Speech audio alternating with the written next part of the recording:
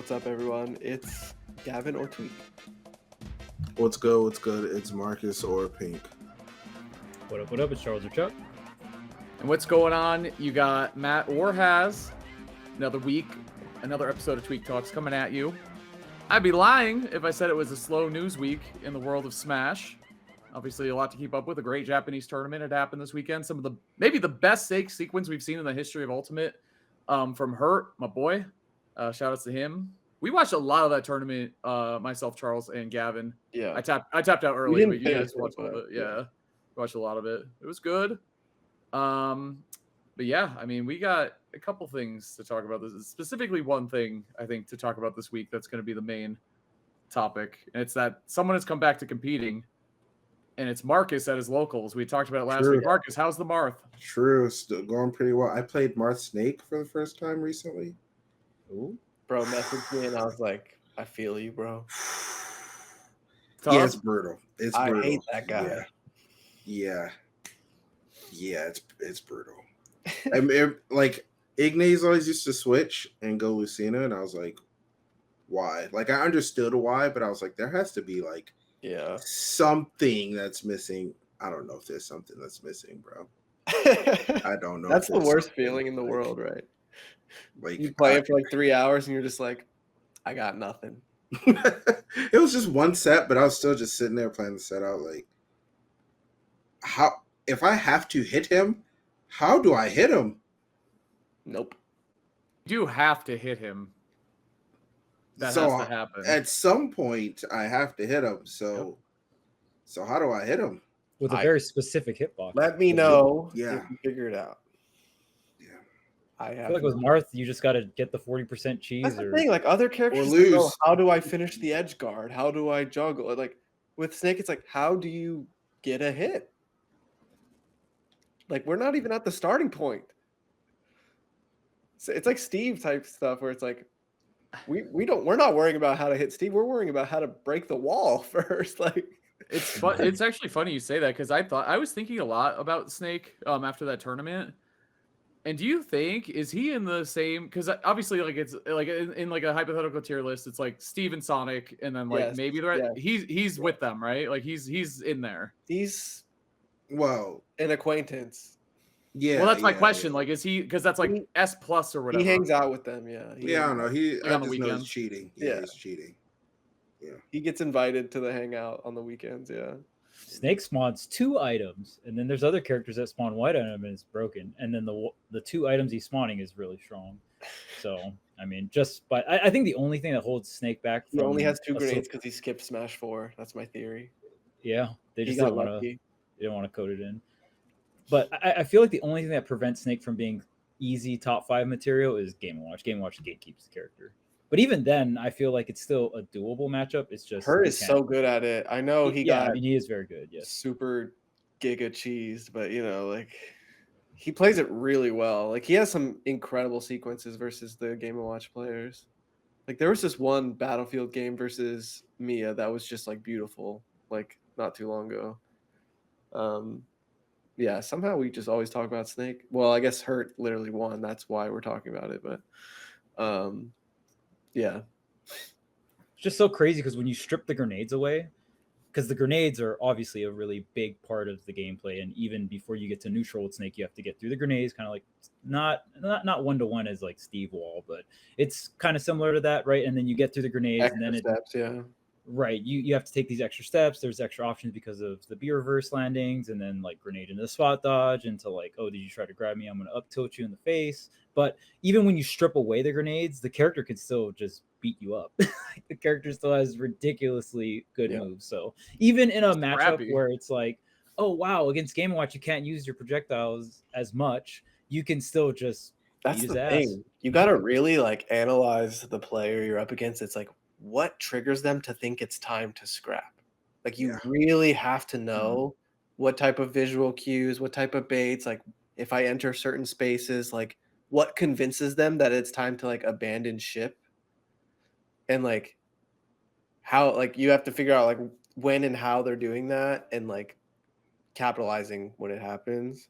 Because like most characters can't string like a long advantage state versus Snake. Like usually it's like you're in and you're out, because if he holds his resources double jump really well, then like he kind of just gets out of there. Like some characters can kind of keep him in a rough spot, but it's very rare. And like sometimes you can catch a double jump, and when you catch in some spots when you catch Snake's double jump, like it's party time. Like like and mostly because like your next hit's just gonna spike him and kill him usually. Like if I like throw Snake off stage as Diddy Kong and like I hit a double jump, I'm like, oh okay. Like this is like my one chance to kill him early. Like it like he's not going anywhere. Like you're gonna down air the shit out of him. Like, but usually that doesn't happen. Like you usually get in and you just get out. Like it's like you don't want to trade with the grenades. It's like getting Luigi Cyclone times 1,000 sometimes, where it's like you don't want to be there a lot of the time. And double jump is usually paired with Cypher as well. So it's like because that pairing exists where it's like, okay, I can burn double jump and I automatically fly. I just get to go to the top of the screen and I get B reverse mix-ups. You know, maybe set up a couple Nikitas on the way down. Like the amount of time you are airborne. It's funny that it just feels like he has wings. Yeah. You don't have to talk to me about B reverses. I know all about that game. Oh, right? Snap. It's new. True. Well, my headset died. Perfect timing. Yeah. Oh, what a plug-in. All right. How's your Lucario adventures going? All right, I'm back. What was everyone laughing about? What's up? We're just so happy that Lucario's in the game. Same. Yeah, that makes all of us. That's good. You mean Legends EA, right? True. Yeah, like we're so glad. Lucario's on your team, right, Hez? He is, yeah. I used him. Legends EA was a blast. I don't care what everyone's saying on the internet. It's a very fun game. I am a coach in the PvP scene, just so everyone knows. I know my stuff. I took Gavin's team of losers and brought them to rank A. True. Yeah, we got to rank A. It was tough. Well, Gavin refused. He was like, "I'm only using shinies," which is red flag right away. I only have a few, so like, and they're just random stray shinies. Yeah. Well, also, when I see someone with only shinies in the PvP mode, I specifically target them because I think they're dummy. That's fair. You know? I definitely am targetable. Like, I'm just like the nerd with a million shinies. Like, everyone's like, all right, go. Yeah, bro's not a battle. Guy. Yeah, you're like a guy with like a $800 fob that doesn't know. You know what I mean? Who can't do. Yeah, it's like okay, you're like the target. Or it's like what's the arcade stick that's the Vitrix? Like they look really cool, but like you're scrub if you use them. This crazy setup. Mario. Yeah. Like no Kazuya, nothing, just nope. Lucario. Yeah, so we got Marcus got derailed by Snake. So I'm glad you're doing well, Marcus. Chuck, what's going on, man? Talk to me. We're back at it. Just been really busy with work. I've been able to play a decent amount of ZA, so I've been enjoying the game so far. I'm not completely done with the story. I just want to get to the point where I can do the PvP battles. They look really fun. Watching Gavin play in the PvP battles is interesting because since there are 4 total Pokemon in play, it's like sometimes one Pokemon can force you to switch. Sometimes it's just like, oh wow, I can get like, and the fact that there's AoE moves too, right? So I think there's enough that make it different. And one of my big things when dealing with the combat of the game was when you're going through the story mode and you're just doing 1v1 battles, it doesn't really feel like you can dodge moves too well. But when you're doing like the mega battles or the PvP, it looks like you can influence in terms of just dodging moves and just running away and stuff like that. So it definitely feels different. So I've been enjoying the game. I'm not like super big on graphics. Like I play WoW Classic and stuff like that. So I'm not super crazy about the graphics having to be whatever. And I know that's a big discourse on the internet, but I mean, at the end of the day, I'm enjoying the game and I'm having fun and my friends are having fun with it. So it's been a good time. I think it'll fill the Pokemon Unite void. Like that type of, not that like Pokemon Unite isn't an option, but I think it scratches like that Pokemon itch. Like something to do in a Discord call with friends, like Pokemon Unite, Legends EA multiplayer. Like it's like better than usual for that type of thing. Like it's definitely a really fun option to play. I was not expecting a PvP mode. That surprised me. So that has a lot of potential, and I think it shows the future of the series for sure. I will say the first Legends game is like the setting was more interesting. That's one. I was talking about that for months in my Twitch. The setting just feels more interesting, different. But I mean, this is not too bad. I was just like, bro, no way Legends EA clears Arceus like in terms of atmosphere and vibes. Like, no way. Yeah, dude. No, not one city. Yeah, and I think that's fine. I think we were all kind of prepared. It's a whole different thing. It's just such a different. And I think having the online multiplayer just really cements like this is just like a glimpse into like a potential. The Champions Battle Simulator is like such a crazy tipping point because they're just gonna start branching off even in the mainline series now because it's like competitive is like now just like one central thing in Champions. So like I feel like we're gonna see a lot of new stuff from them, and I think it'll be like more frequent and like instead of like gradual, it'll be like just like bam, like right in front of your face just because they can now. Like they're not limited by like competitive battles or anything, but yeah. And the other thing with ZA 2 is like it is split between the Switch 1 and Switch 2. So it's not fully a Switch 2 game. I'm so excited to get out of that. Totally. I know, me too. So we can actually start. That's like the weird feeling, you know what I mean? Like I want to start the Switch 2 stuff. Like, it's almost like a Switch 2 beta that we're in. Yeah. It's like basically Switch 1 games that are just a lot better. Most of the time it's Switch 1 games on the Switch 2, so that are better, yeah. But and the thing I'll say about ZA is like it's far from a perfect game. It's very flawed in a lot of ways, but bro, it's really fun is what I'll say. And I think people went into it with these super high expectations stuff. I get it. It's like, man, I don't know. The fact that we knew it was taking place in one city, like you had to have known that coming into it. I never felt like it was small though, you know. And I'm like, wow, I wish I could do more, but I can't. But I'm not like this feels cramped or something. But yeah, I just think, I think it's just a fun time. Like that's what I'd say about it. Like I'm not, you know, it's not like the best game I ever played, but I think it's good. I'm jamming out to it still. So yeah. I wonder if part of it. I don't have the game, because I don't have a Switch 2, and I wasn't buying it on the Switch 1. I'm sorry. Yeah, it's fair.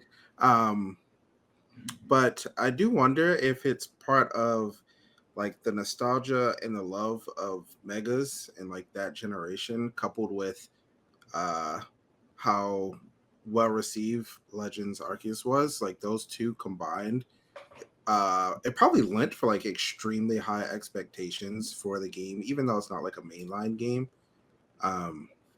And I just think that no matter what, like this probably could have been one of the best Pokemon games ever. I don't think it was going to live up to the expectations of that generation plus the second version of like a Legends game. Yeah, dude, and these games are just under such a microscope. Like people are just waiting to, you know, get their tweets off about how much they hated it and how shitty the graphics are, and like, ooh, look at this one glitch that I found. You know, like people, I don't know why that's such a thing with Pokemon. I think it's like some sort of, this thing was such an important part of everyone's childhood, and now it's like, you know, we're like, I don't know, 20, 30 years later, right? Whatever.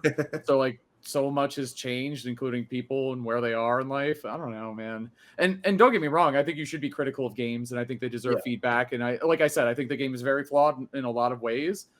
But some people are acting like it's an unplayable product. And I'm like, the conversations on the internet have so little substance to them too. Like they're not going anywhere, and it's just like, yeah, they're so polarized, and I get not liking it, and that's totally. And I could even be agreeing with what they're saying, and I still just hate the way. Yeah. It's happening, like. Totally. Yeah, and I agree, Marcus. And some people are like, oh, these megas suck. I'm like, do you not remember the original roll of megas that came out? A lot of them fucking sucked. Like they were terrible, and that's just kind of what megas are. Some of them are awesome and great and really cool, and some of them are bad. Like just like anything else. Like whatever, man. I did a whole spreadsheet with Max, and we decided it was 60% bad, 40% good. Yo, it was literally a 60-40 ratio. We went through every single one. There was like a group of like 4 or 5 of us, and we all like decided like, do we like this one? And we were just like, yeah, like most of them aren't very good. Yeah, I like the new ones overall though. Me too. And it's like they kind of just get bigger and like get the spikes maybe. Like that's, you know what I mean? Like that's like 80% of them, which is not good. And it's, dude, and there's nothing worse than one of your favorite Pokemon getting a mega or something and you don't like the next form. It's just a heartbreaker because you know they're not getting shit for like the next 4 decades. Like that's it. Yeah, it's over. So it's tough. Your one chance. Yeah. It's really nerve-wracking when you're like waiting to see what it looks like. Do you think people are punching the air at this point that we haven't talked about you coming back to competing in Smash, and we've been talking about Legends ZA and Hurt and Snake? We need more watch time. Chill. We need more watch time. We'll get to that. Don't worry. Imagine they actually. Oh, you got to leave a comment. Yeah. Oh, there'll probably be a comment. Skip to. Yeah, I'd be so sad. Why'd you say that? Now there definitely will be. I'd be so sad if someone thought I was actually like exploiting the system and like we're just kind of yapping. Like, I know, but if I was a listener, I'd be like, "Shit, can you guys fucking talk about it, please? Yeah. Like, you talk about Mega Pokemon? Are you serious?" So pretty big news, Gav, and I'm very excited for you. You're going to Port Priority, which is a fantastic tournament, by the way. Probably one of the biggest tournaments I've been looking forward to since the summer or whatever. Like, they have a stacked roster, which now includes you, which is very interesting. And I have so many questions about, you know, where you're at and what this means and all that good stuff. And I was thinking about it a lot today. And I think like the number one thing I want to ask you is, you know, you're coming back and you're competing at Port. I think, you know, as a competitor and as a person, you've grown a lot and you've changed a lot over your time in Smash. What is going to be different, you know, for you kind of this time coming back before we get into the why or the how? Like, what for you is like, how are you going to approach things differently? And what did you like about what you were doing previously that you're going to keep? Yeah, that's really difficult. Because I think over time, when the time is right, I think there'll be more explanations as to how like the last like year or two have gone and like why they went the way they did and like why I made some of the decisions I made. I fully intended on stopping. Like I promised, this wasn't like I don't know, like I quit, come back then the next day. I fully intended on stopping, and I kind of got I don't know how to say this, but like I think things will make sense. I promise things will make sense eventually. I'm really glad to be back, and I never necessarily like wanted to stop. So I'm really looking forward to it, and I think over time things will make sense. And I'm sorry to be cryptic, but yeah, I don't know exactly how to word what I'll do differently. I have been practicing a lot. I've been trying new things, taking a lot of notes. I've always been really, really strict with how I treat Smash and the things I do around Smash to get better. And I basically never stopped. It's weird because it's just what I do. It's who I am. Whether I was going to a tournament or not, I fully planned on like labbing stuff, playing every day, like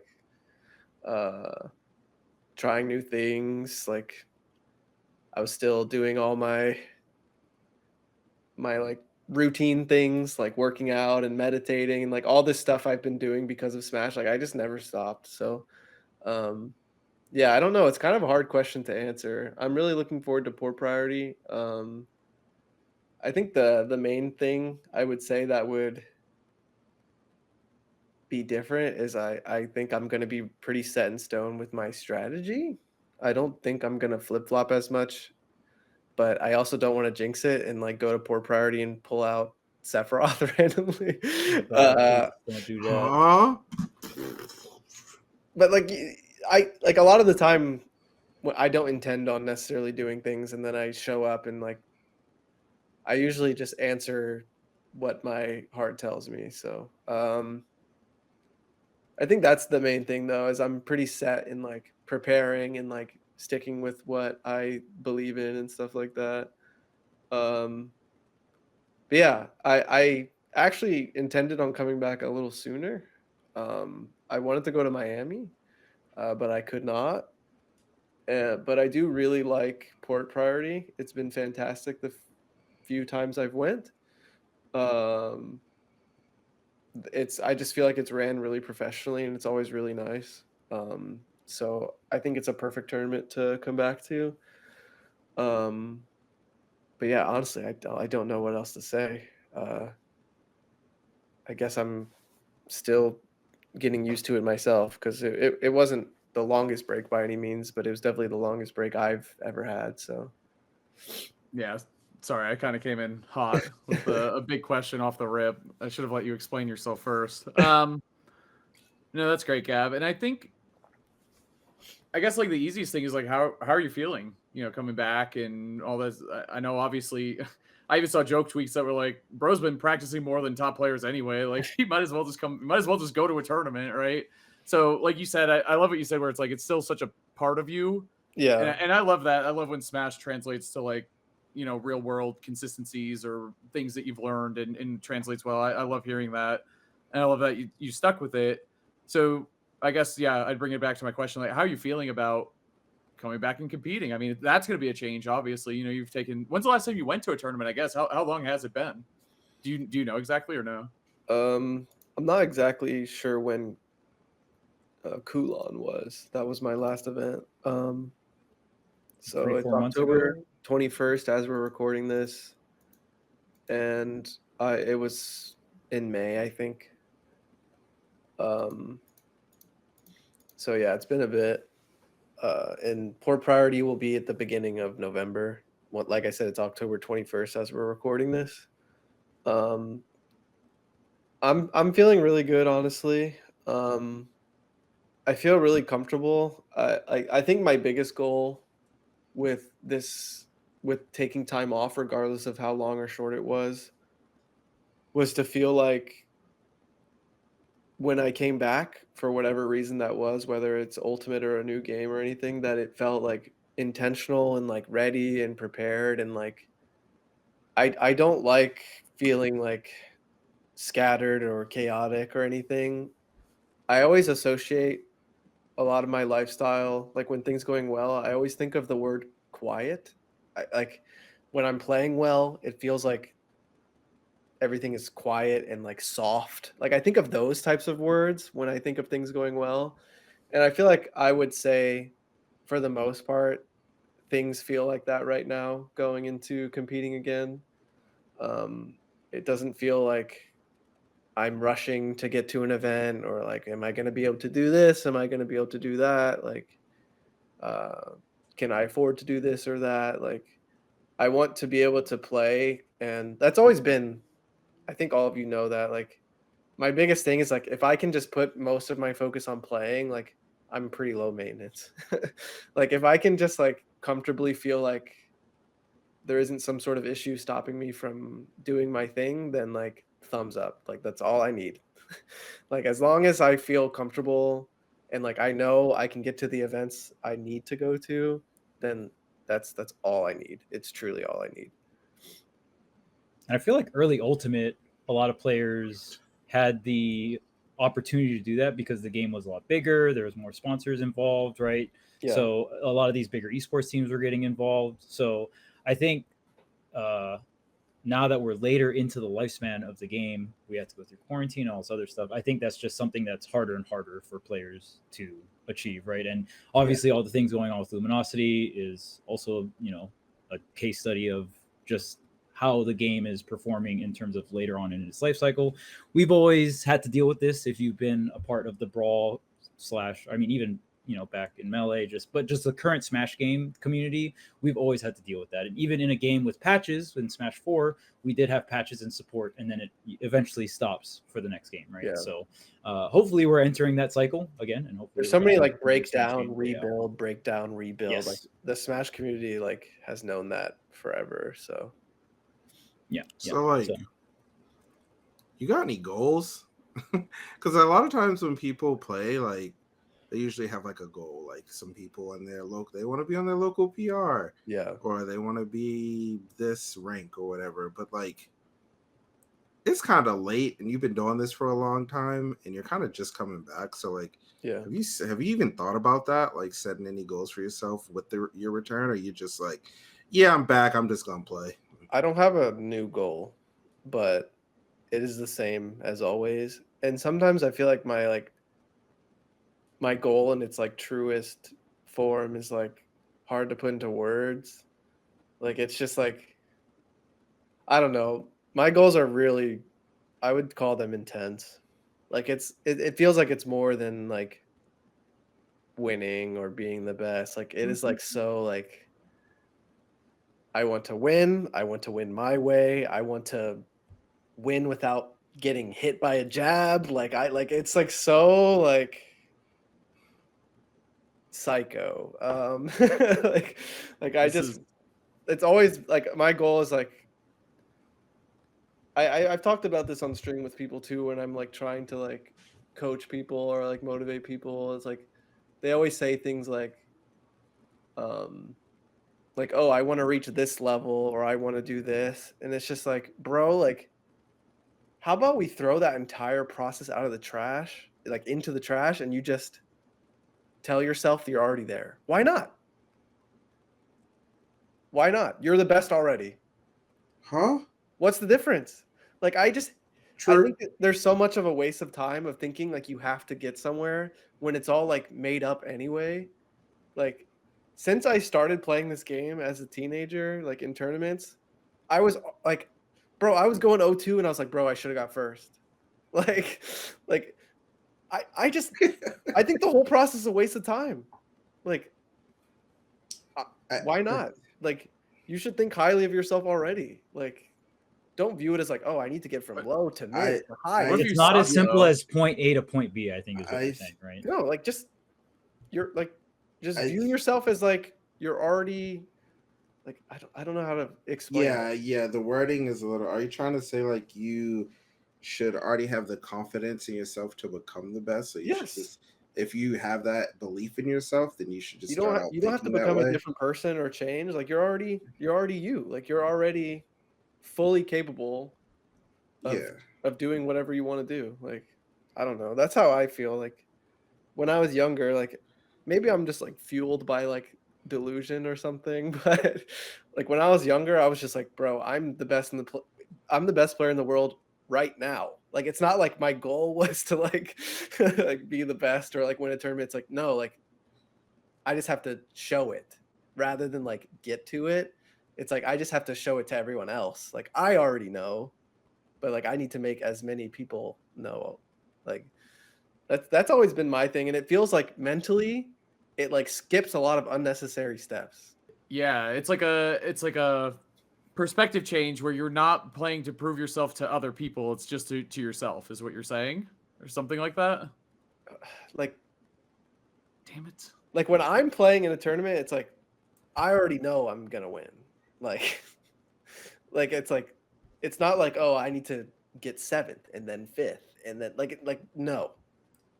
like there's no process. Like it's just like for me it's just like you put in the work and all this like I don't care about high level, mid level, or you need to play this character to achieve this. It's like, bro, like just go out there and be the best in the world. Like just do it. Like I don't know. That's how I feel about shit. Wait, skipping the process of building confidence, I think, is what you're kind of locking in on, right? Like, yeah, I just feel like you don't need results to like boost your confidence. Like, oh, I'm improving. That boosts my confidence. I went 2-2 this week instead of 0-2. I see the result. I get confidence. Okay, cool. Now my next goal is this. I skipped all that entirely. Wait, it's not necessary. But if you know you're the best in the world, and I know I'm the best in the world, well, you know what I think. That's what tournaments are all about. Have an X factor. I feel like a lot of Smash players could use this advice. And I mean, obviously you don't have to take it at full value, but just in terms of just confidence, because I think a lot of Smash players can relate in terms of like, oh, even if you played previous Smash games before where you're like, oh man, obviously friendlies and tournament are very different, but I've seen players that are just so strong. And like I've played them in friendlies or I watch them play friendlies against other top players and stuff like that. And I see how good they are. And then in tournament, it's like completely a different story. And I mean, we've seen people choke and just mess up on stage in tournament, right? And I think the way Gavin's viewpoint is you can kind of cut the fluff and have that happen less. Obviously, he's not immune to that, but like that, I think is whether it's true or not. I think the point is it doesn't matter. Because in my head, like it just went from like I just went from like being a random kid that showed up to tournaments to just like poof. Like it like I would like I was just so convinced that like, not only do I want to do this, like I want to do it today, not like 10 years from now, or like I want to do it now, like next tournament, this tournament, like, and it really helps me a lot because, you know, I've had conversations like, oh, when I'm up against like my local PR player, like I get so nervous and I mess up, and like I try to talk about this type of stuff when I get asked that type of question, when it's like what can we do to like cut all of that out, because it's not necessary, it's not helping you, you know what I mean? Like we don't need these labels of like levels of players or like PRs or rankings where it's like you don't have to gradually get past them. Like why don't we just get past them right now? You know what I mean? Like that, why not? Is that not an option? You know what I mean?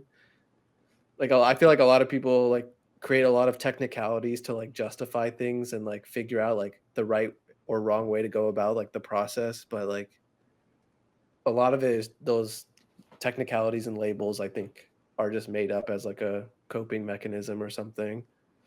Like I don't think any of it is needed.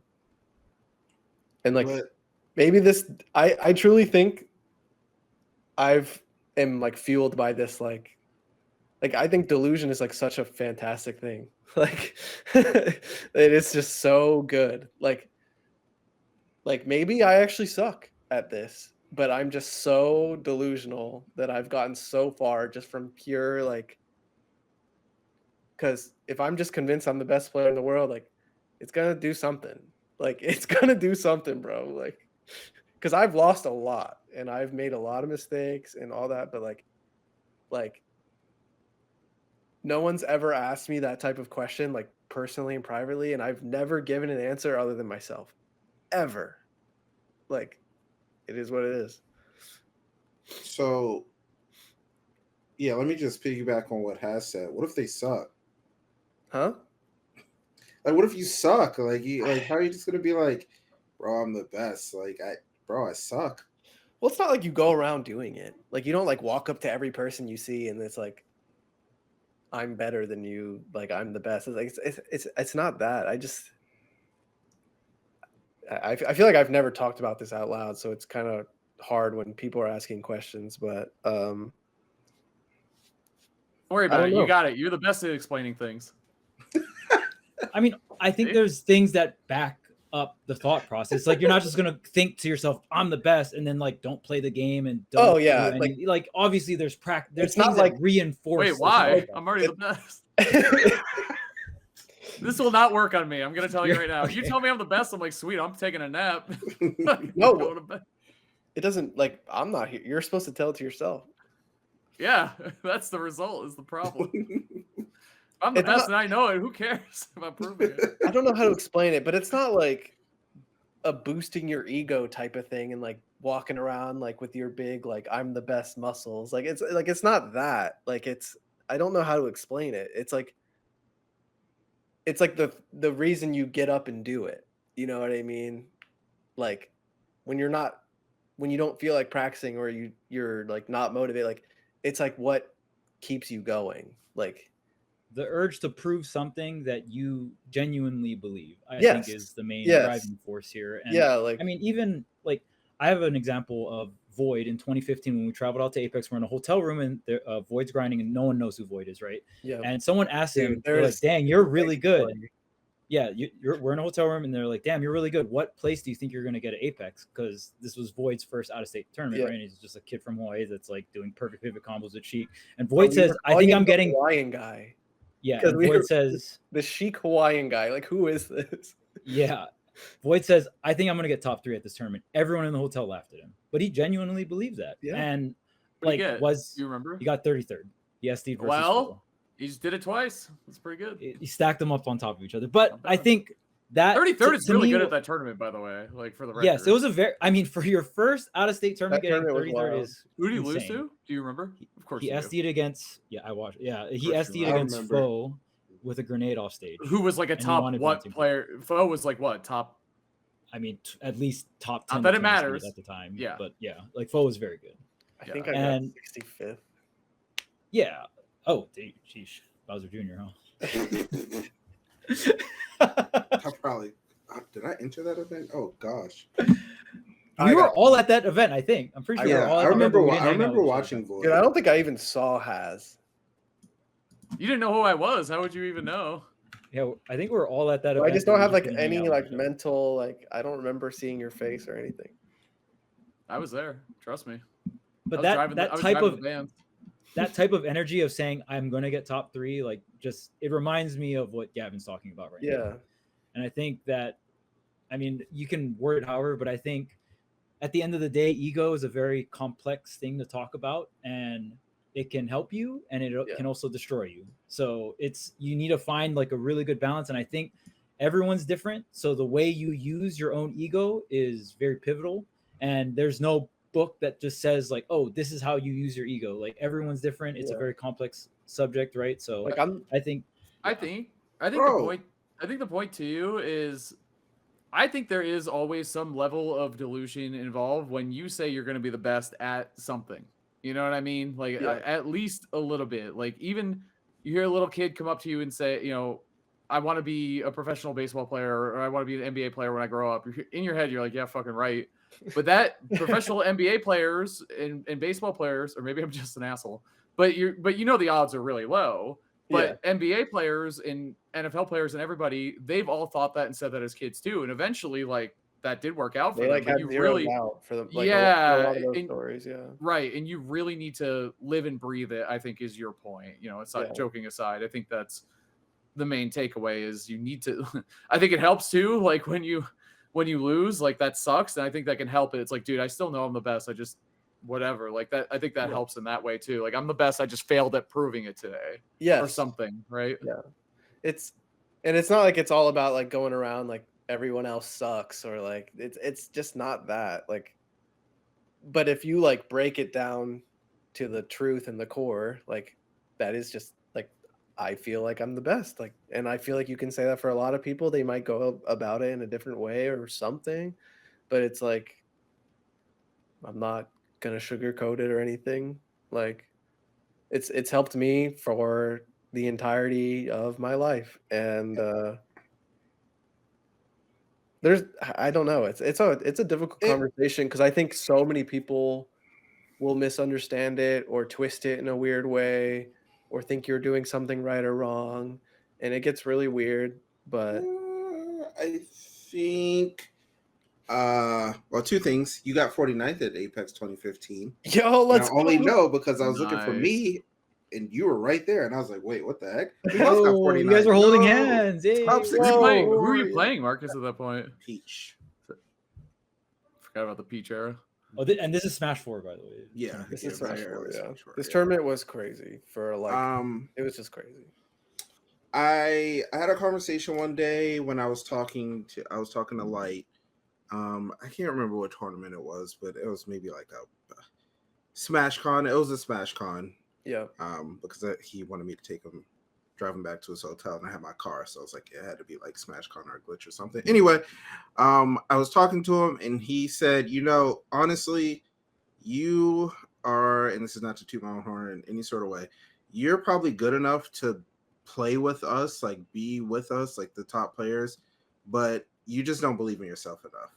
And he's like, if you ask any top player who the best player in the room is, they're all going to say me.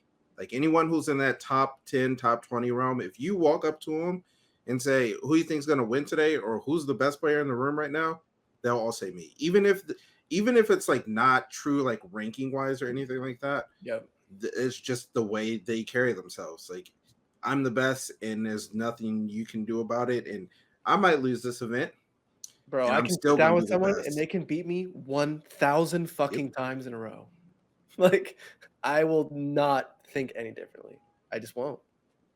I think Paris is such a great example of that too. Like the way he carries himself, the way he acts. Perfect example. Like he really is. Well, and it's neat to hear that. Like I think if someone had taken the statement you said, Gavin, about like I don't care if I lose 1,000 times, I'm still the best player in the world or whatever. Yeah. And it's like, guess who said this? I don't think many people would have said you. You know what I mean? Like they would have said a lot of other people, especially Paris. I think would certainly be on that list. A lot. which is great, but it's cool to know that the same like inner drive or like psyche is there for people where it comes out in different ways. You know, like everyone would again attribute that to Paris, but for you, it's a little surprising or a little different, or maybe people don't associate you with that type of thought process, or as Charles was saying, like ego kind of protecty, whatever you want to. Yeah, I don't know. I'm not. Ego is something that's always interesting and like worth putting a lot of study into. I mean, you can really mold it, I think, because it pairs with confidence, right? You usually, I don't think you necessarily need to have an ego for confidence, but I think ego can boost your confidence, right? So it's like ego is such a blanket term, but it definitely helps a lot of players, but it also can not help. That lingering feeling, like I said, is like kind of what makes me get up and like put the practice in or do the workout or do whatever like thing that is like boring. Like it that lingering thought is just like what keeps me going. Like, because so many people will look at it like bro, this could even happen. Like I could be going to a tournament. My projected bracket could be 10 Steves, a Samus, and a Duck Hunt, or like, you know what I mean? Like how, like you can just ask me what place I'm getting. Like it's gonna be the same as if like I was playing against 10 Ikes. Like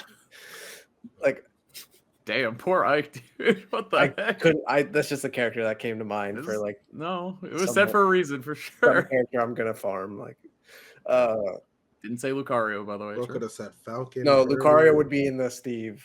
Yes, he would. Yep. GG's, bro. GG's. But the craziest upset: the best Ike player from Japan defeats Tweek in bracket. Yeah, fuck. I'm screwed. you said actually. No, I'm standing on it. No, Ike was like a great choice. Not again. It's like Kirby. It's like Kirby all over. Yeah. No, Ike was a great Kirby. I'm standing on it. Ike was a great choice because there aren't like any Ikes really. Like maybe one. There's very few. Yeah. Yeah, I think it's a good choice. I like that character, by the way. He's fun. Of course, yeah, he's great. But yeah, like it could be against 10 players I've never beaten. Like there's probably plenty of players that I will continue to play that I've literally never beaten. Like I don't know, like Aqua or something. And it's like, yeah, I'll win 3-0. Like, I think Mars also has a very similar outlook, and I just think he's a lot more mean about it. Like he wants to show you how he just wants to show you how bad at the game you are. I love Mars. Validates how much better he is at the game than you. Yeah, I think you're right though, Charles. Because again, through all 4 of the examples we have, it's the same engine that drives them, right? Like the prove to be the best, and like the way it manifests and like shows itself is very different between the 4 of them. Like me and Paris are very different people, but like I feel like there's a reason where we're so close together at every tournament. Like we're always playing with each other because like you said, like it stems from the same thing, and we're definitely like clashing a lot.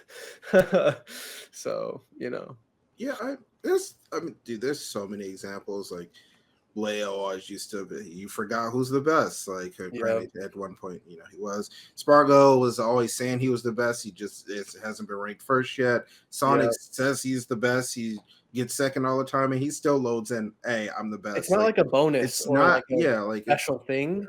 I think it's an expectation. I think it's a requirement. Like I think it's part of the thing. Like it's not like, that's why like a lot of these questions I get, I'm like, bro, like we can just cut all of this out. Like just all these questions you're asking about like these technicalities and labels, it's like just throw it in the shredder, bro. Like I mean, Aquila runs up to people and just nines them. You can't tell me he's not thinking that when he does that. Like it's like I can't even fathom the level of competition he's thinking of when he can just be like, yeah, I'm just gonna run up a 9 and like this will be a 9. I will win the game off. Like, you gotta have some next level, just like thinking you're the best or you're fated to win this tournament to make moves like that. Because I could never. Delusion I couldn't even think about cool, bro. That. Delusion is truly like a fantastic like source. Like it's just, or like weapon. Like it's great. Dude, even You thinking got about a lot it, of great moments from Smash from it. yeah. And I was gonna say even some upsets that from people who aren't huge top players but beat really, really, really good players. They had to have had that level. I could take a set off MKLeo. You know what I'm saying? Like I'm pretty sure I could do this shit. You know, like in year one ultimate, it's like I could. And that's like I think the magic of a new Smash game too is everyone has that level of delusion until reality really sets in. It's like, damn, I really could be the best whatever main. I could be the best period. And I was really good in Smash 4. I'm a great melee player or whatever. See you. Oh snap! I think so. I think that's part of the fun of the whole thing. Could you say what you said again? Yeah, you cut out. Oh, did I disconnect? My fault. Just at the end. I was just saying, yeah, like that level of delusion coming into a new Smash game is super fun. Like that's a part of what makes it so fun. It's like, dude, I could beat somebody in this game, you know? Yeah. And I think, and again, that's how smaller upsets happen too. Is like, you know, if you look at it on paper, it's like, how many times is this player ever going to beat Light? Well, for those 2 weeks, all I did was study how to beat Fox and all his habits and do all this stuff, and I worked my ass off. And I really think I could do it. And then, like, we're not looking at the seeding or like who's supposed to beat who or like, like bro, like it doesn't matter. I don't know. It doesn't. It is a very double down strategy though, because if you truly believe that and it doesn't happen, it does hurt a lot. That might even be like the best part. But that's part of the process. Yeah. Like, I think that's what like can keep people coming back. But bro, I literally have the most fucked up losses like ever. Yeah, I don't think much people can top you on that category. Bro, I think in that category, that's half true. I think not the losses part. I think it makes or breaks people. Like absolutely. I thought for sure. And breaking is fine. I broke. That's how I know I broke 1 million times. Marth.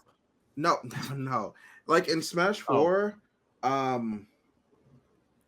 Evo, K-Tar Saga, and then Big House. Evo, I thought, even though Bayonetta just got nerfed, for some reason I was like, I'm still gonna win this tournament. I ain't never won a tournament in my life, but I was like, yeah, I'm winning this tournament. Yeah. And then I lost to the Buzz, I think it was, and winners, and I was like super disheartened, whatever. Went to K-Tar Saga, won K-Tar Saga. I'm like, bro, I'm the GOAT. Like I knew I was the GOAT. Now I'm about to go win Big House. Like that's what I was thinking the whole time. I was like, bro, nobody can beat me at Big House. And I SD'd game 3 of my first round pools, and I cried for like 2 hours straight, just in Big House when I was playing my sets. Like I played like 3 sets after that, and I was crying the whole time because I was just like, bro, I can't win this event anymore. Yeah. I don't even know if that was true, but like that's where my brain instantly went, because I was like, ain't no way I'm making this run. And literally from that day, I always tell people this if they ask like partially like what happened to your confidence. That tournament broke me because I was so sure like that I was gonna be like one of the best players ever, but it like hurt so much that I just couldn't recover. Yeah. I think I never knew that. I think that a lot of players have the moment that broke them. So I mean, I definitely have one, but I don't want to talk about it. But you know what's crazy? I'm actually curious which top player broke the most amount of Smash players. Is it the Buzz? Probably. Who has broken the most amount of Smash probably players? He's been around very long, and the way he plays is very breaking behavior. I'm surprised bro ain't break Gavin like just fully. I'll give it up to Gavin, man. Gavin has not broken, and in terms of like fucked up losses, lie. Well, I mean, there's levels to break. He broke for 5 months. Yes, like you still compete. You still compete. Actually, no, that wasn't even. No, that's not what I'm thinking of. Breaking, but like kind of intent. Like you're still competing. You're still competing. Yeah, I don't know. I think it's kind of the best part because it's so cringe because we're talking about like Smash Bros, like Mario versus Jigglypuff, but like like I really like to view it as like, you know, like you can really feel like when you lose and lose and lose and keep going, like you can just see it in your gameplay. You can see it in like when you finally like do well in an event or win an event or something, like when you're playing against someone and you're both like really, really long time players, like you like I can feel and see all the intricacies and like why they've changed certain things, why they might not do something anymore, why they do something like, and I just like, I don't know. Like for me, it's like the Evo loss. It was like such a terrible one. And but there's so many things that people don't know, and there's so many things that people have created from the popularity of the tournament in that set that just aren't reality either. Like what I think about it, or like they're like just putting words in my mouth or saying this or that about Leo or me, and it, like to me it's like, bro, I've never even watched it. I've won so many tournaments since then just from just pure delusion of just like and so many people don't even know things about like Evo itself, and like so many, like there's just so many interesting layers to it. And like I don't know, like it's kind of the best part of just breaking, and then like just you just reamp yourself on the delusion drug, like you rebuild for like sure. But when you crash, bro, like it is really fucking terrible when it just all hits you at once, like damn, I'm an idiot type shit, like like what was I thinking, blah blah blah, like what have I been doing with my life. Like it's just like it is a crazy cycle, but is like the most beautiful cycle like a human could have, like truly, like. And that's why it's like, dude, even if there's not a tournament coming up, like I'm gonna be living that cycle for my whole life. Like I'm constantly like breaking something down and rebuilding it, and just like to the point where it's like not even recognizable. It's awesome, bro. It is truly like the best thing ever. Like, yeah, and like you said, it's not just Smash. I mean, things that you actually really care about. It's yeah, not like you care about them a little bit. You're like, yeah, I kind of like this thing. It's like, dude, like NBA, Yu-Gi-Oh, like all this dude, shit, when I do dude. Yeah, something you go like, all out. Yeah, yeah, shiny hunting, all that shit, like yeah, everything, which I do admire. But also I'm like, damn, this is a broke I can't tire. imagine like picking something up and being like, all right, I tried it.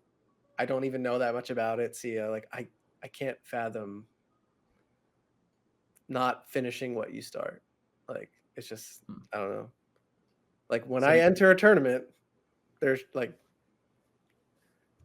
what like that GOML I went to, like the most recent GOML I went to, someone I've never met in my life came up to me with like a phone or like a camera or like recording me, and they're just like, what place are you gonna get first?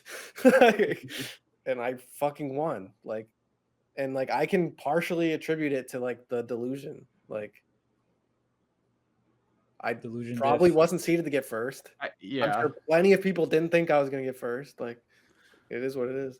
I think it's also important to note that you are aware and are calling it delusion. So it's not like you know what I mean? Like Yeah. this is it's a driving force more than it I've is never like been ranked first.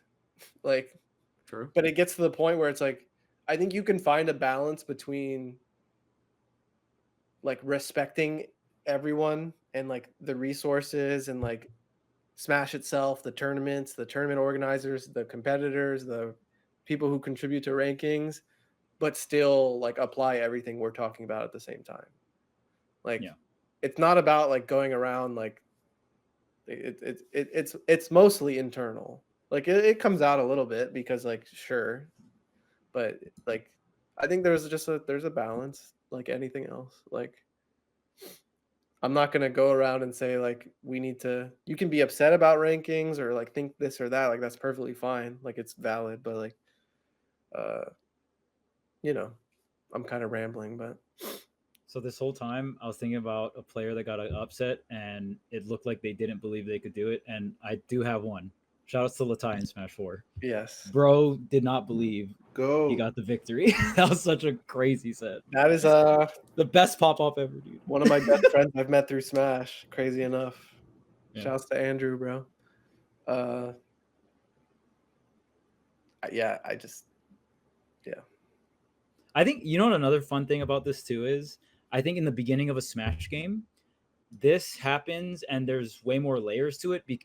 And the reason is because there's so much on the line in terms of figuring out the game. Like players playing the characters they play, especially in the beginning of a Smash game, whether they like the character or they think the character is strong, you're essentially putting you're putting your Smash knowledge on the table and also your Smash skills. But it's like, I believe in this character because of X, Y, and Z. Like when Zachary pulled up with Wolf first Genesis, that was crazy because not a lot of people were talking about Wolf back then, right? That was so early on into the game. So even just the whole clash of different ideas and different types of play styles and which characters are strong, which characters are weak, even the whole counter picking war, since everyone is such at a base level of gameplay, that's when counter picking becomes really strong because it's like, okay, well, we're not playing the ceilings of the characters, we're playing the floors of the character, right? And then some players take the path of like, okay, instead of counter picking, I'm going to chase the ceiling of this character because I think it's worth it. So even that dynamic and seeing all the different strong players play all these different types of characters, obviously there were other characters that were stronger that we saw multiple of, like something like pre-patch Olimar, or like Pichu was another one, right? But like just seeing the meta evolve, and also just watching the community learn more and more through the visions of other players and what they're bringing to the table and bringing to the tournament. Because especially early on in the game, you can't look at results and be like, oh, just make a tier list out of it. Like the game is so young, it's so underdiscovered, right? I hate that stuff so much. I've always been very vocal about like the shallow responses to things. Like, well, it's like you're looking at the floors of the characters, right? Like, it's like, well, this character must suck because there's this amount of players using them at this rank. It's like, okay, like I can't talk to you. I can't. It's like early tier list. Sorry, my internet cut out. Is that what you're talking about? You cut out, yeah. But you're talking about like early. I meant like an early tier list more than anything else, because like they're just doing it for the love of the game, bro. Like they're just. I was gonna say, you better get ready. That next Smash game comes out. We're farming early tier lists in this podcast. Yeah. We're gonna be wrong. Ready for the slop. We're gonna be wrong. Nah, we've never been wrong about a character before. No, we haven't. True. Yikes. All right, that was fun. Yeah. So are you gonna use Sephiroth versus Snake? No. Unless. No. I feel like that's a matchup you gotta. Oh, you're just gonna stick it out with Diddy Kong? Yeah. Okay. Tough. I have a bunch of notes I've been writing down, especially for a lot of hard stuff. Because honestly, nowadays most matchups are hard stuff. But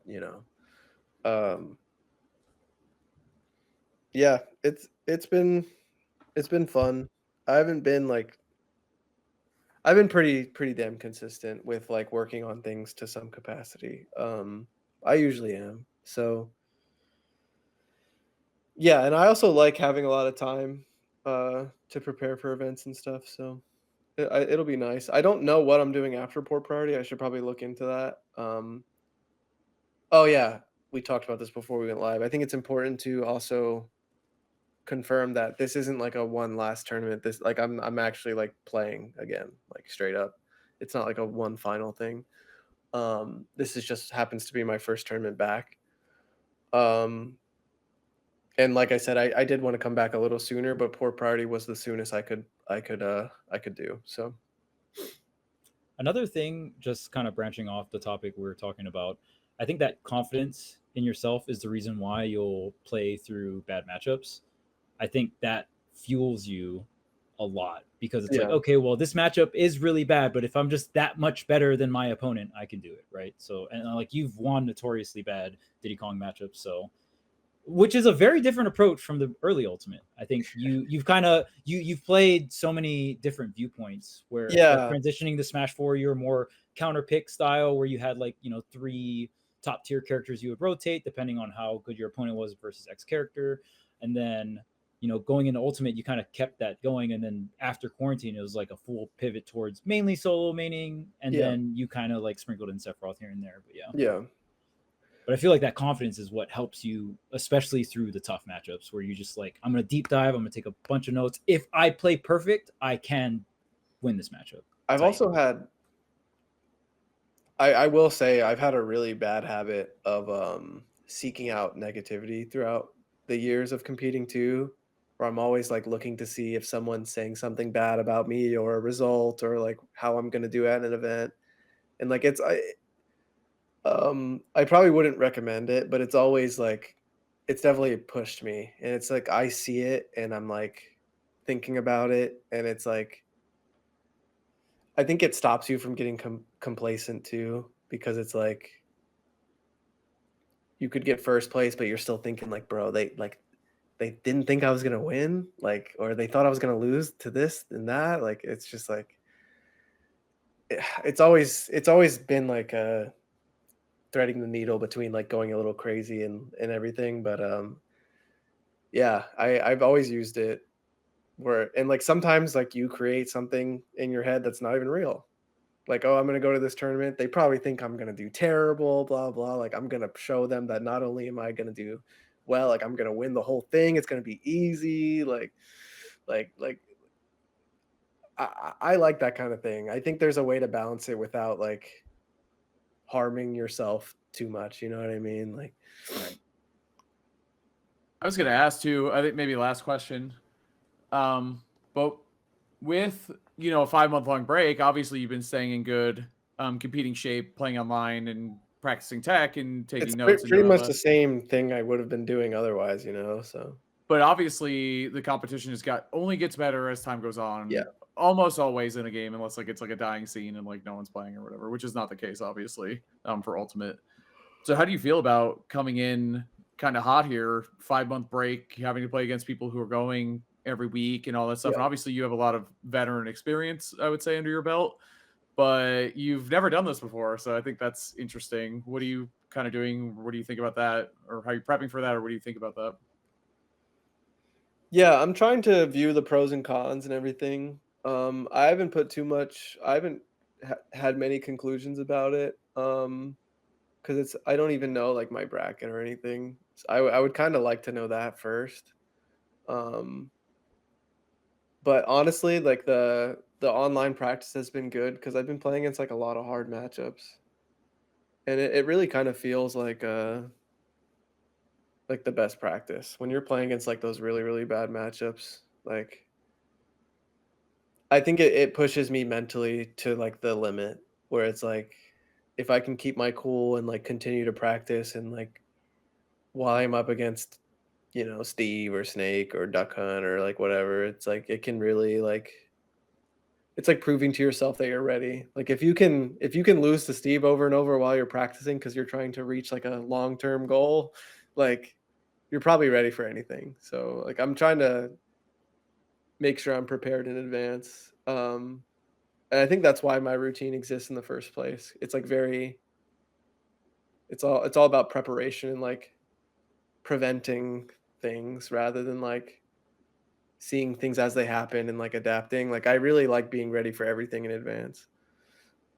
Obviously in a game like Smash and in a lifestyle like this, you kind of have to like play things by ear, but um, you know,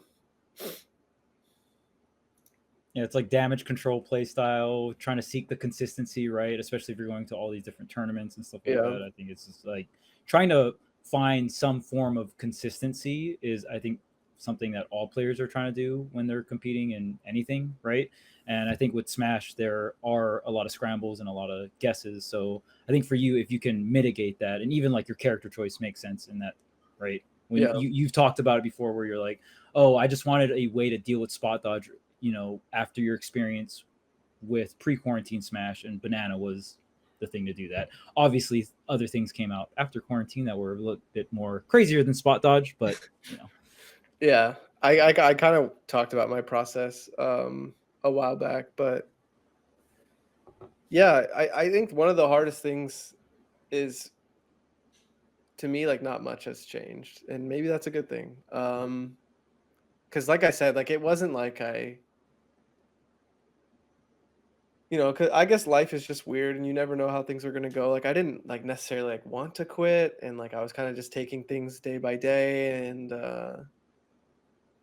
just was trying to do what was best for me. And like things kind of just happened, and I didn't necessarily expect to come back so quick either, but I'm definitely now that I am, like I'm gonna make the most of it. And I'm fully motivated like usual. So um but at the end of the day, like it is just what I am, and who I am and what I do. So, like it's competing is like all I know, and I really enjoy it. So it's another day at the office. Yeah, it's just my way of viewing it. Yeah, it's just clock in. Always flies out really good players too. Like they've been doing it for a while. Yeah, Port Priority is amazing. I always really enjoy it, and it just feels really professional. So, and they run it in 2 days. It's a Saturday Sunday tournament, which is amazing because I got that 9 to 5, so I don't have to fly out on Thursday. I can just fly out Friday and only take. I'll only be 1 day behind of work when I get back from port or whatever. That's so crazy. I think that's gonna be good to see you. A few people have been hitting me up that are excited to see me, so appreciate that. I appreciate the support as well. I know a lot of people are excited that I'm going to Port Priority, so yeah, I'm gonna do my best, of course, and yeah. Bro, shout out to Beastly. He's the one who broke it to me that they made the video. It's the first I saw. I was like, what the hell? Oh, is this supposed to be here? That's cool though. Yeah, you were messaging me like, I was like, is this supposed to be live? What the fuck? Yeah, I was like, check your internet, bro. Jeez. Imagine I did not know. I don't know. I didn't. I'm going to Port Priority. No, wait, I'm competing that weekend. It's like your version of like didn't do the homework. You know what I mean? Yeah. Like that nightmare. See, then you react to it, and then you make that a YouTube video. See, there you go. Yeah. Come on, man. Damn, that's how we should have approached this. We should have been like, wait, what? What are you talking about? No priority tweet. What the fuck? Chris just starts playing the trailer. It's like the first time Gavin's seen it. They just replied to their own tweet with this in-depth announcement. JK. You're like, you're watching the trailer. Like, this is kind of a nice trailer, actually. I'm feeling motivated again. Good trailer.